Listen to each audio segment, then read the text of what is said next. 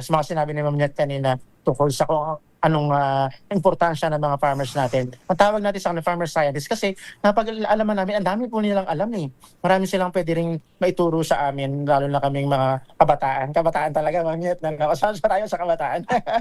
So, tayo Kaya ni mga- Ka Henry, magkaedad na kami yan eh. So yun po yung farmer scientist, it's our way of making them feel that they are partners, not beneficiaries. And as farmer scientists, they know the knowledge behind their crops. Yung kanila pong mga alam tungkol sa lupa, mula sa ugat, hanggang sa paligid, sa hangin. Alam ng mga farmers natin ang mga bagay tungkol sa kanilang crops. Mas kilala nila sila kaysa mas kilala ko yung kanilang pamayanan. Kaya tinawag natin silang farmer scientists. Sila po ay mga magagaling. Imagine nyo kung wala nang gusto magtanim, di ba?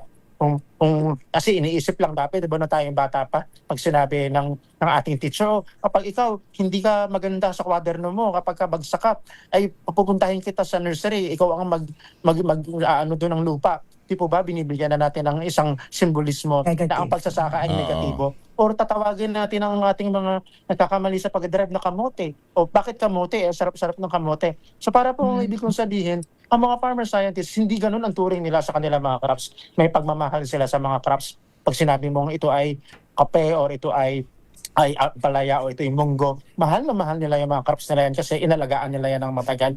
Ganun din po yung aming imahinasyon kung paano po namin tinuturing ang ating mga farmers. Hindi lamang sila bibigyan natin ng mga ayuda o kung ano man, sila po ay ating mga kapantay dahil sila ang gumagawa ng ating mga pagkain para mas go, grow, glow, di ba? Go, grow, glow tayo sa atin. Ayan. Oh, pero curious lang kami. Siguro lalo na ako ang dami kasi naman ngayon nagsulputang coffee company, coffee shop. Parang dikit-dikit na, 'di ba? Parang naging sari-sari store na yung coffee shop na ginalagyan lang ng tweak ng konting milk tea, mga ganon, pero kape pa rin. Tama. Iba-ibang brand. But so far, itong inyong barako, saan kayo nag-i-stand out?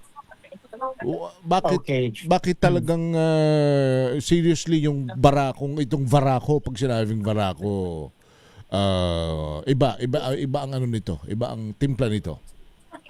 Apo. So, unang-una po, ang amin pong kape ay buy one, take one. Pag uminom ka ng kape, buy one, take one siya. O, di po ba? Hindi siya, yung presyo ng isang cup sa isang pinakamalaking coffee chain sa Pilipinas ay dalawa na equivalent sa Barako. Bakit dalawa? Kasi wala namang, di ba mas masarap magkape po ka, Henry, Ma'am Net, kapag may kasama?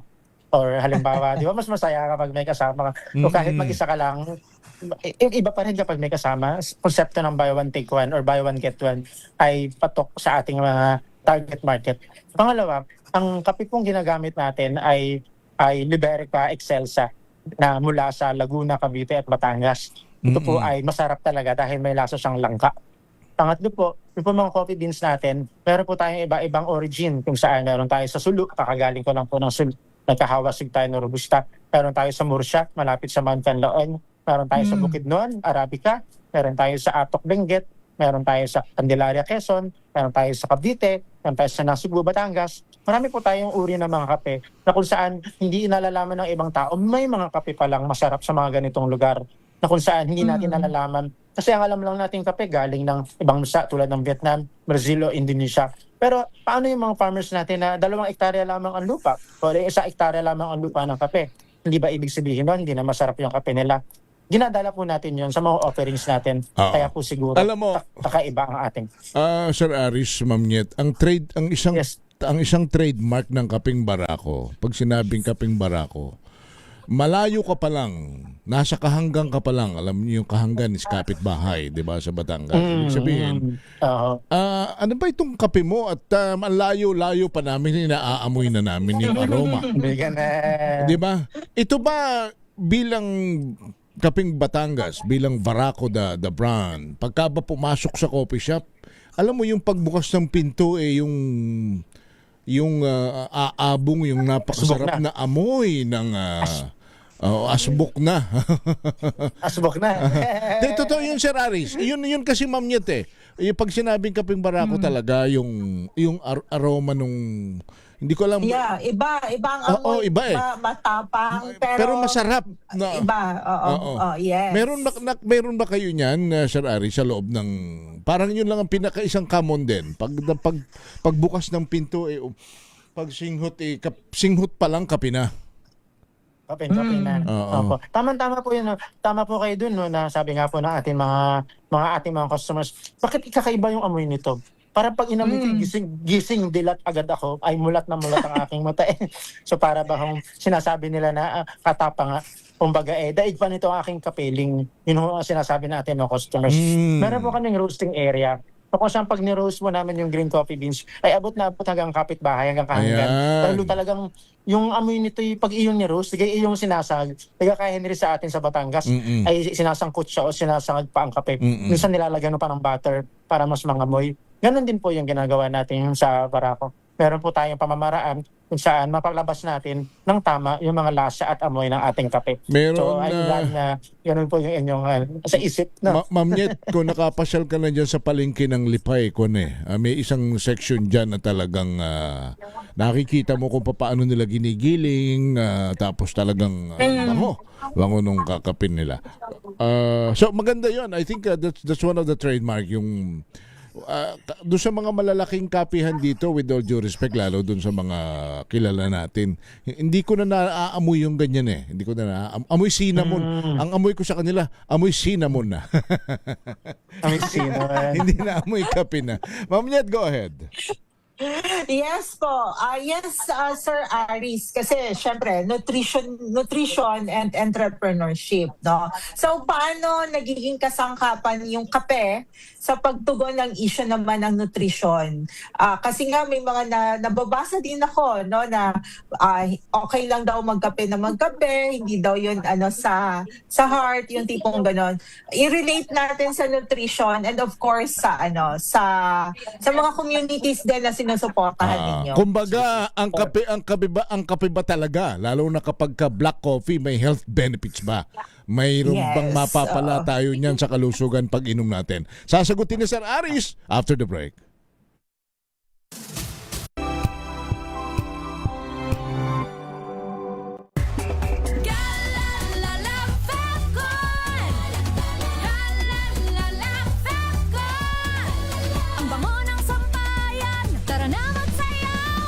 Fabcon, amoy nakaka-joyful.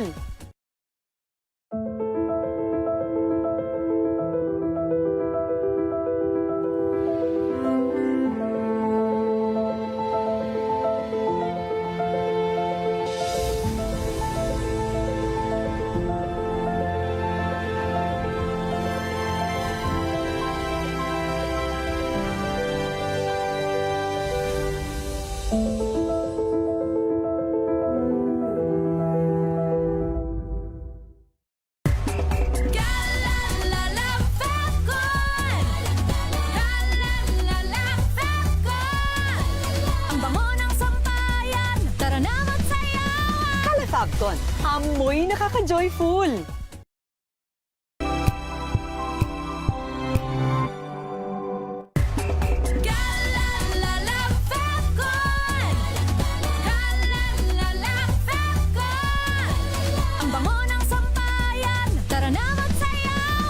Fabcon, amoy nakaka-joyful.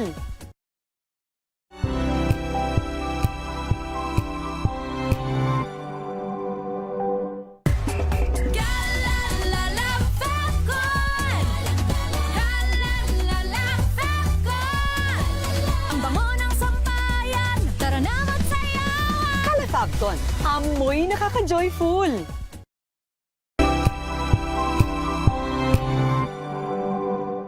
Maagang balitaan, maagang usapan sa mga issue at balita. Kasama si Kuya Angelo Palmones sa Magandang Umaga Pilipinas. Mula Lunes hanggang Biyernes.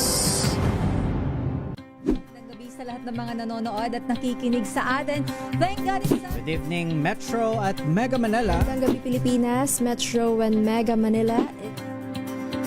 Pilipinas Extension sa DZRH at RHTV. Samahan sa pool, Sabado.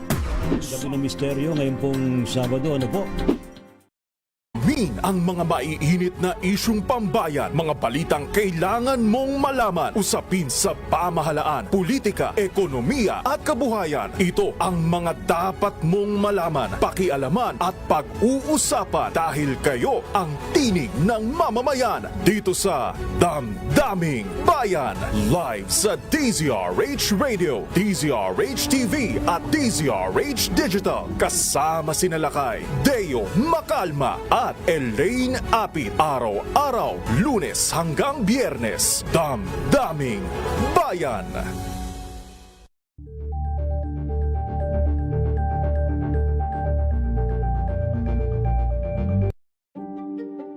Buklatin ang mga pahina. Pakinggan ang boses ng lipunan. Tunghayan ang mga issue mula sa ibang katayuan. Nakakalungkot kasi deserve ba namin ng ganito? Na hindi nila alam kung ano talaga yung kanilang mga karapatan. Yung gobyerno, tinulungan nila yung kanilang magsasaka. Pinapatahimik tayong lahat using various laws. Through education, kayang-kaya nating baguhin yung ganitong klaseng pag-iisip. Isang kwento, iba't ibang anggulo. Dito, sa Point of View.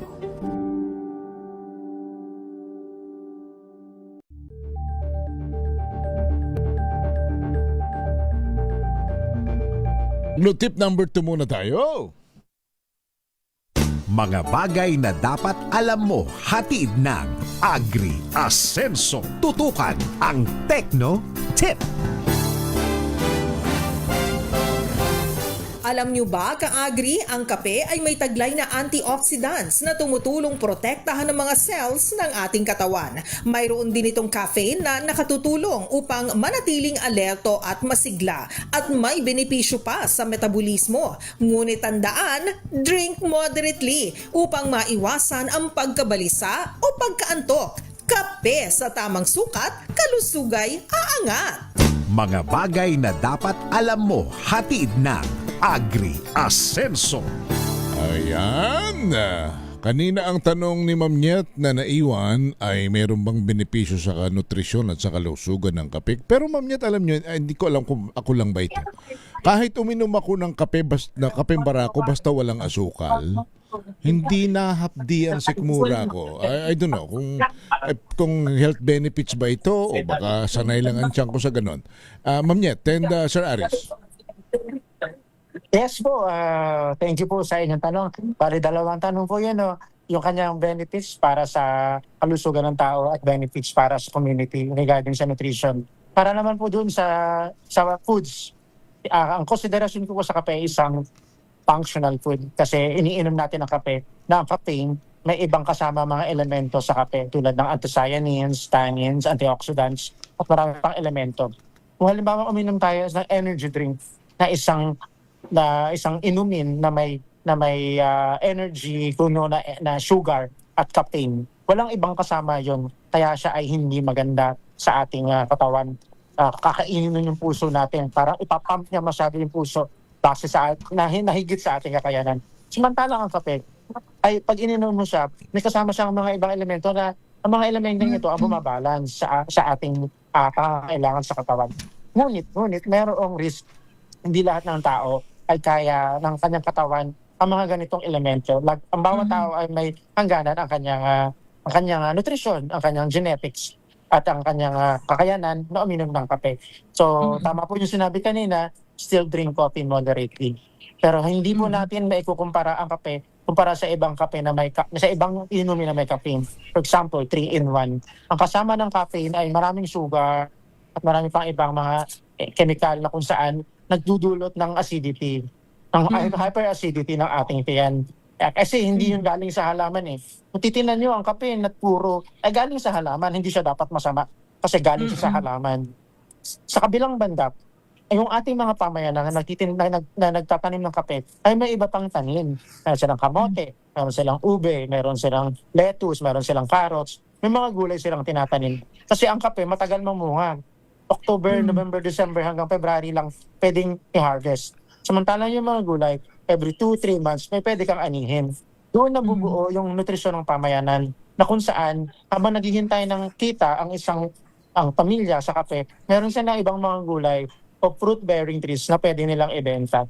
Ang konsepto ng nutrition entrepreneurship ay doon umiikot na ang agrikultura ay isang elemento kung saan mapapaihiwatig natin ang kahalagahan ng nutrisyon base sa tamang pagkain. At higit sa lahat, kapag nakita tayo sa agrikultura, meron tayong pambili ng mga pagkain para sa ating mga anak, sa ating mga apo, sa ating pamayanan. Yun po yun. Tagaya nga po last time na nandun ho ako sa isang pamayanan sa Mount Apo. Pag binuksan mo nilang kanilang cabinet, ang laman ng kanilang mga pagkain ay noodles, delata. Samantalang napakadami nilang tanin. At ang dami nilang mayroon silang 10 baboy, mayroon silang 100 chickens. Healthy ang mga ito. Kasi para sa kanila, livelihood yun. Kailangan nila ibenta para magkapera sa kanila. At para sa kanila, sagisag ng kayamanan. Kapag kayo mga kinakain ng taga-syudad, meron din sila. Correct. Kaya po ganun yung kanilang ginagawa. Oo, yun ma'am Nyet ang minsan nakakalungkot. Siguro nga dahil kulang sa education when it comes to nutrition. Akala nila pag nakabili sila ng medyo may brand na noodles, with all due respect, o gatas o sardinas, ay, gano'n naman kahit sa mga talagang mahihirap, pag nakapag-gisa ka ng sardinas, ang pakiramdam mo, nakakaangat ka na sa buhay Totoo yun, Ma'am Nyet. Pero hindi kasi yung ani mo, Sir Aris, hinahabol mo yun para sa ibang pangangailangan So paano ninyo binabaligtad yon? Paano niyo binabaligtad yung kaisipang yon? Ganong mindset. Doon po yung kasama po ng Farmer Scientist Training Program. May modules po kami ng values formation na kung saan meron po akong sinulat na publication na kung saan about nutrition and entrepreneurship framework, ang pag-bridge ng indigenous knowledge sa technology at values formation, yung mindsetting po, kumbaga. Dahil sa tinagal-tagal po ng panahon, hindi po natin masisisi ang ating mga kapatid sa mga agricultural community kung ang tingin nila sa mga produce ay hindi sila karapat-dapat na kumain din ng mga pagkain ganon kasi wala nasasabi sa kanila. Nung nagpunta ko kami doon, ang unang-unang banggit lagi nila tuwing kami nakikwentuhan ay ang susunod na henerasyon. Lagi po nila sinasabi, paano kaya ang susunod na generation sa amin? Paano kaya yung mga apo ko, yung mga anak ko? Okay lang hindi ako kumain, basta maganda pa rin yung lupa para sa susunod na henerasyon. Parang nakakaramdam kami ng kirot ng puso. Dahil yung mga sinasabi nila ay pains. It's born out of pains. Ang dami nilang sakit na iniinda. Hindi physical. Pero yung nararamdaman nila sa hirap na pinagdaanan nila for the last many years. Binabaliktad po namin yung ganun. Kasi ang tagline po namin sa Barako, we make happy happen. Ang una po natin ginagawa, tinitikman namin yung kape nila. Ito ang lasa ng kape nyo. Hindi nila alam ang lasa ng kape nila. Or pangalawa, hindi masama mga naitay na kayo ay kumain sa Jollibee. Pwede rin kayo manood ng sine. Pwede rin kayo magpariban. Pwede rin kayo magpamasahe. Di ba, Ma'am Nyet? Kasi para sa kanila, doon lamang sila sa pamayanan nila na kung saan doon lang sila maghapon. Pero, tara, ako nga ho ininong ng mga nakasal, ninong na sa binyag. Pag may birthday, ako imbitado. Pwede tayong kumanta, pwede tayong mag-inom. Hindi wag nyo i-confine ang sarili nyo. Dahil tayo nandito lang sa farm. Farmer talagang tayo at magpahihirapan natin ang sarili. Pumunta tayo, enjoy natin ang ginagawa din ng mga tao sa syudad.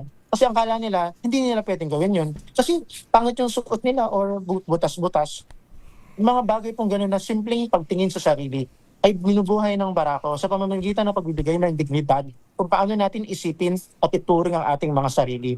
At paano mangyayari yun? Kailangan sila makipag-usap, makipaghuntahan, kumbaga. Hindi namin sinasabi agad na, ito yung proyekto natin, ito ang gagawin natin. Pinapakinggan po natin sila at hinahayaan natin sila magsabi ng kanilang mga saloobin. Dahil maaaring wala silang makausap.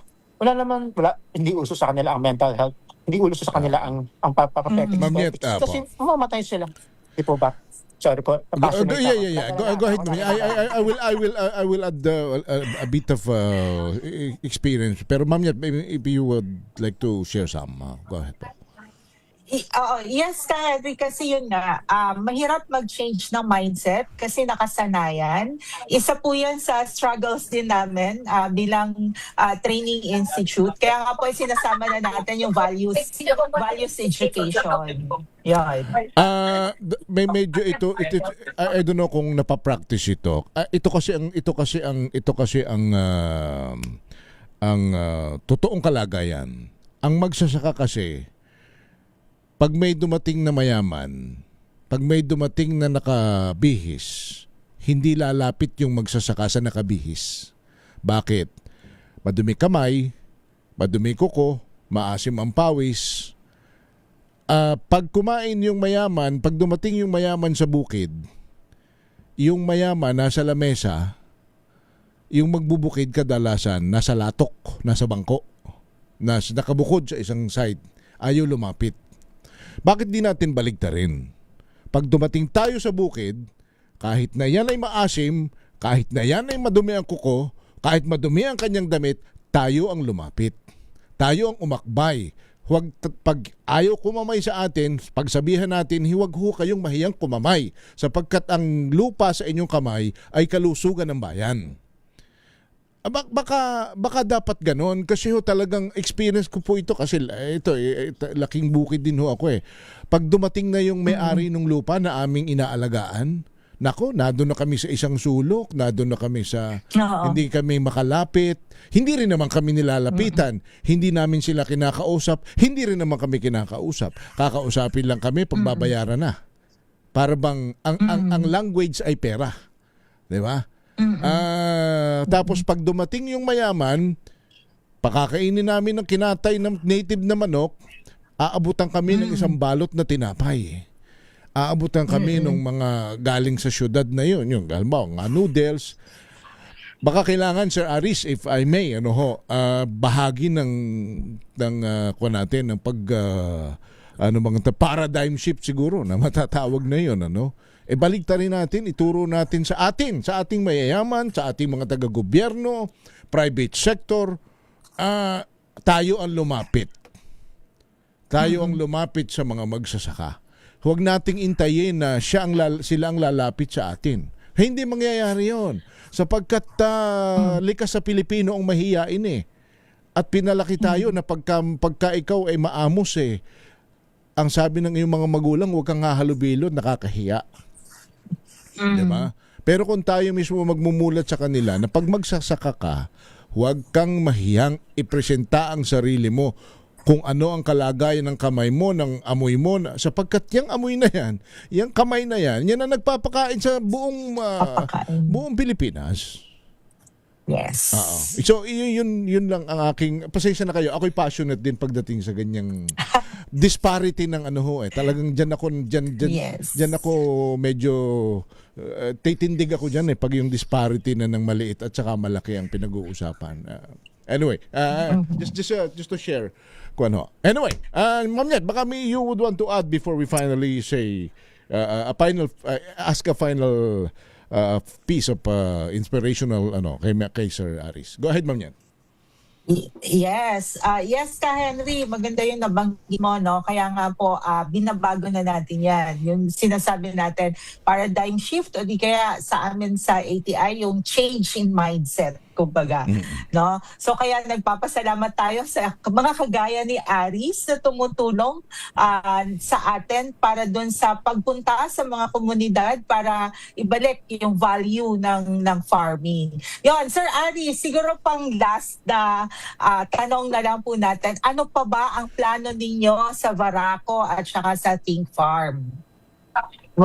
Thank you, Ma'am Nyet, ka Henry, sa inyong magandang ating huntahan. Marami pa po kaming plano.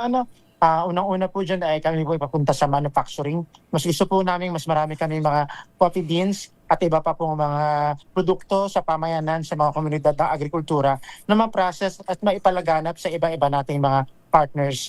Hindi lamang dito sa Pilipinas kundi sa ibang bansa. Naniniwala po kami sa Varaco at Think Farm na ang tamang nutrisyon ay nagsisimula sa tamang nutrisyon ng lupa, tamang nutrisyon ng ating mindset. Dahil kapag po healthy ang ating lupa, healthy ang ating mindset, maganda yung well-being natin, hindi lamang bilang individual, hindi bilang isang pamilya, isang pamayanan. Masaya po ang lahat. hindi lamang aasenso yung ating mga bulsa, kundi aasenso din kung paano yung takbo ng pamumuhay natin. At maaaring ang isa sa mga komunidad na tinutulungan natin ay makarating din ng 97 years old, 87 years old, 100 years old, na nakikita nilang nakikinabang ang mga susunod na henerasyon na noon na iniisip nilang baka hindi marating at hindi makakain dahil wala silang naipamanang legasiya para sa mga kanilang susunod na henerasyon. So yun po yung ating plano. Gusto po namin ipagpatuloy sa susunod na mga taon ang ginagawa namin business model sa Barako at Ting Farm. Mas mapaigting ang mga coffee beans na gusto po namin ipalaganap, hindi lamang sa Pilipinas. Tigat sa lahat, mas lumawig po ang mga produkto na gusto namin dalhin sa Barako at Ting Farm at mas makarating pa sa mas mahigit sa 10,000 ang mga farmers na ating matulungan hanggang sa susunod na 20 taon. Maraming pong salamat. Ayan. Alright, Sir Aris. Thank you so much, kabayan. At sana'y lalo ka pang pagpalain sa iyong negosyo at pagtulong sa komunidad. Sabi nga ng mamay sa atin dyan sa Quezon manatili kang ginto. Thank you. Thank you. Salamat. Ma'am Nyat. Yes, maraming salamat Sir Aris. Support local, no? #support local, buy local. Kaya puntahan po ang coffee shop ng Barako sa SM North EDSA at saka dyan sa Lipa. And of course, Ka Henry, mag-online sa libreng online courses na aming e-learning portal sa www.elearn.e-extension.gov.ph, sa ating YouTube channel, sa ATI Central Office para sa mga learning videos, at para sa iba pang katanungan at topic suggestions, tumawag o mag-text sa Farmers Contact Center 0920-946-2474. Yun lang, Ka Henry. Maraming salamat. Happy Saturday, everyone. Mag-ingat po at maulan. Happy Saturday, Ma'am Nya. Thank you. Alas 4:04 ng hapon, sumayin nyo na ang Agri Ascenso. Hanggang sa susunod na Sabado, sama-sama tayong matuto. Kinig ulit, nood ulit, tuloy-tuloy lang ang follow. Hatid ng Department of Agriculture at Agricultural Training Institute. Mga bagong karunungan sa agrikultura. Agri Ascenso. This time check. Hello, Washi! Laundry day na naman! Yay! Anong meron? Mancha ng chocolate, putik, may libag pa. Kaya natin yan! With Pride Washing Machine Detergent, may triple stain-away formula. Tanggal ang makapit, madikit, at malupit na dumit mancha. Kaya easy-easy ang labada.